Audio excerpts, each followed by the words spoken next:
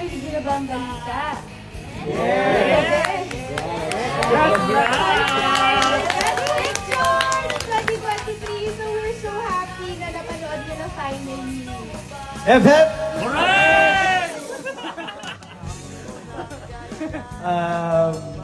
Sana na-appreciate niyo po yung ginawa namin Firefly.